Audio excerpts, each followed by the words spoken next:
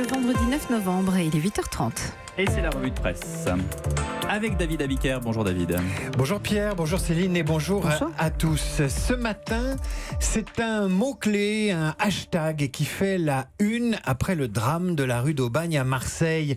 Balance ton taudis. En clair, si tu es mal logé, si tu es une victime de l'habitat indigne, raconte sur le réseau social les murs qui se fissurent, l'eau qui s'infiltre, le plancher troué et le proprio qui s'en fout. Balance ton taudis, c'est la une du journal La Marseillaise pour dire la colère des habitants face à une ville qui n'a pas agi avant et dont le maire a mal réagi après Jean-Claude Gaudin que vous receviez à l'instant est à la une. Et à la rue, titre Libération, même s'il était à l'instant sur Europe 1. Balance ton taudis, c'est une révolte contre le mal logement, mais c'est aussi une méthode. Rassembler sur Twitter les mécontents, organiser sur Internet le rassemblement des colères, des revendications. Souvenez-vous des femmes de Balance ton port, rappelez-vous des enseignants de Pas de vague et redoutez le mouvement Gilets jaunes. La colère engendre désormais les syndicats, les corps intermédiaires et les barrières de sécurité. Emmanuel Macron en sait quelque chose car désormais, ça balance et pas seulement sur Twitter. Ça balance pas mal à Paris, ça balance pas mal. Les Français balancent directement ce qu'ils ont sur le cœur au président. C'est la tonalité des éditos ce matin. Une colère qui s'exprime tout au long du parcours mémoriel du président qui s'achève aujourd'hui et dont les éditorialistes font le bilan. Que diable allait-il faire dans cette galère, dans cette indiscernable itinérance mémorielle, se désole Vincent Trémollet de Villers du Figaro.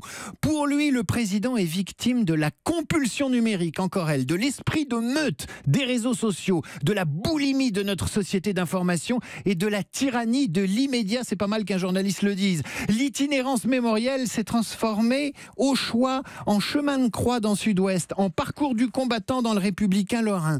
Mais dans Nice Matin, Thierry Prudon parle d'un président qui n'a pas échappé aux contingences braillardes. Braillarde, ça c'est un mot intéressant. Mais à quel braillard pense-t-il, Thierry Prudon? Aux gilets jaunes qui interpellent sans filtre le président sur le prix de l'essence? À cet ancien combattant qui en pleine cérémonie lui parle de flux migratoires? À ce syndicaliste de Sud à l'usine Renault qui se trouve aux 20h quand il ne représente parmi ses collègues que lui-même ou presque? Faut-il que chaque Français qui balance son exaspération, sa vidéo ou son engueulade au président fasse les gros titres?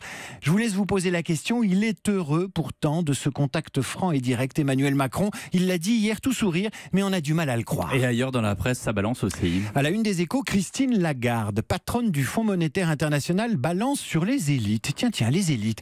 Pour l'ancienne ministre des Finances, les élites n'ont pas conscience de ce qui se passe. On se demande si c'est le FMI qui se moque de la charité, si le Conseil s'adresse à Emmanuel Macron ou aux banquiers qui gèrent le monde ou aux chefs d'État qui seront à Paris demain pour les cérémonies du centenaire. Tous pourraient s'inspirer des abeilles. Les Échos, toujours, bah oui, nous expliquent les Échos ce matin que leurs capacités cognitives sont attaquées par les pesticides. Résultat, quand le butinage des abeilles est perturbé, eh bien c'est toute une colonie qui est perturbée. Tiens, toute une colonie, quand l'abeille ne butine plus, c'est tout le collectif qui souffre. Ce serait pas une bonne métaphore, ça, sur le progrès à méditer par les grands de ce monde. Une autre femme balance dans les Échos, c'est Jessica Powell, ancienne vice-présidente de Google. Elle vient de mettre en ligne un livre intitulé La Grande Disruption, où elle se paie le système Google, dans un roman où la multinationale est rebaptisée Anahata, mais personne ne s'y trompe quand elle se paye son dirigeant mégalo, rêvant de voyages sur la Lune, de voitures sans chauffeur et pratiquant le yoga. On sait qu'elle vise Google, la Silicon Valley, ses patrons mégalos et leur discours philanthropique creux, leur ciblage publicitaire pointu quand il faut vendre, inefficace quand il faut repérer la violence en réseau. L'ex de Google dénonce aussi la monoculture ultra-masculine de la Silicon Valley. On lira donc aussi le portrait coloré et détendu dans Libération de Sandra Muller, celle qui, il y a un an, inventa le hashtag Balance ton port. On y revient. On lira enfin sur Facebook la tribune d'un homme qui, cette semaine, s'est tenu en retrait du tapage médiatique. Il ne balance pas, il dénonce et s'inquiète 80 ans après la nuit de cristal, la recrudescence des actes antisémites en progression de 69% sur les 9 premiers mois de l'année 2018. C'est le Premier ministre. Chaque agression, nous dit-il, chaque agression contre nos concitoyens parce qu'ils sont juifs résonne comme un nouveau bris de cristal, s'alarme Édouard Philippe. On terminera, mon cher Pierre de Villeneuve, avec Jean, avec Pierre, avec Louis, Joseph et François, qui sont les prénoms les plus courants de ceux qui sont tombés au combat entre 1914 et 1918. Le Parisien, aujourd'hui en France, a eu l'idée de dénombrer les prénoms sur les monuments aux morts. Une façon de comprendre l'histoire de manière touchante et inattendue. Il y a donc des Pierre, des Louis, des Joseph, mais il y a aussi des Vincent, des Frédéric dans ce triste top 50 et pas mal de Claudius également. Claudius, c'était un prénom souvent donné au début du siècle. On trouve aussi des femmes, beaucoup de Marie, de Jeanne, de Louise, de Marguerite. C'était des infirmières le plus souvent.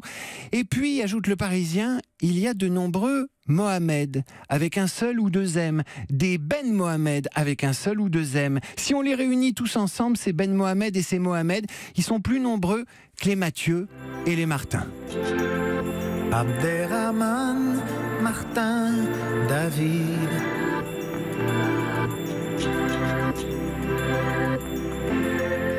Et si le ciel était vide? Merci David Abiker, la revue de presse tous les jours à 8h35.